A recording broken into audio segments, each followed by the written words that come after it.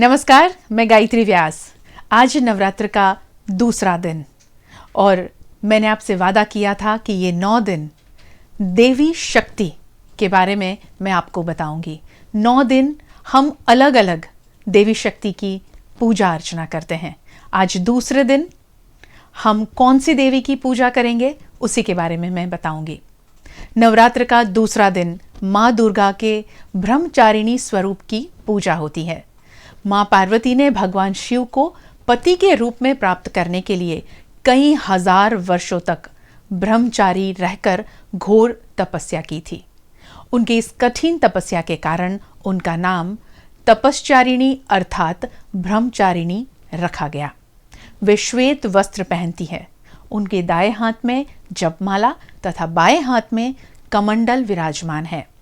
शिव पुराण तथा रामचरितमानस में भी यही लिखा है कि मां पार्वती ने भगवान शिव को पति के रूप में प्राप्त करने के लिए 1000 वर्ष तक फलों का सेवन कर तपस्या की थी। इसके पश्चात 3000 वर्षों तक पेड़ों की पत्तियां खाकर तपस्या की।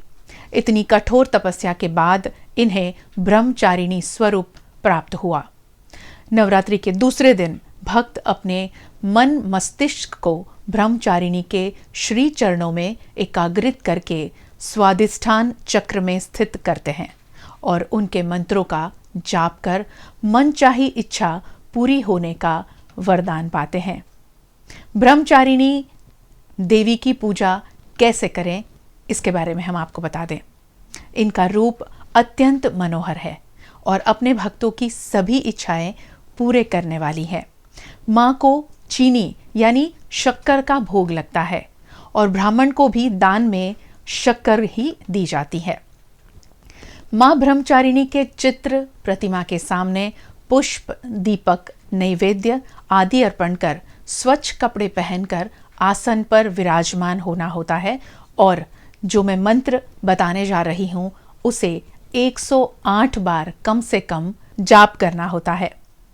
ये मंत्र है दधानाम कर पद्माभ्याम क्षमाला कमंडल देवी प्रसीदतु मयि ब्रह्मचारिण्य नुत्तमा।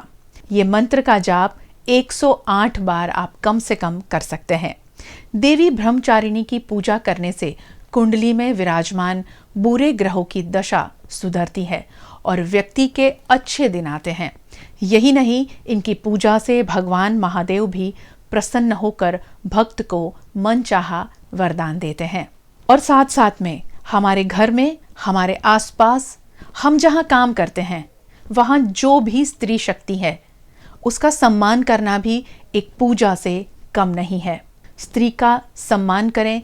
ये 9 दिन भले हम देवी शक्ति की पूजा करते हैं मगर जो हादसे हमारे सामने, जो घटनाएं हमारे सामने आती है उसे देखकर लगता है कि स्त्री को शक्ति नहीं माना जाता है। स्त्री को हमेशा बहुत ही कमज़ोर माना जाता है और उस पर अत्याचार होता है।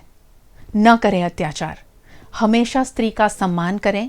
तो इस नवरात्रि हम ये प्रण ज़रूर लें और मैं भी यही कामना करूंगी कि हर एक व्यक्ति स्त्री का सम्मान करें और स्त्री शक्ति को वाकई शक्ति का दर्जा मिले।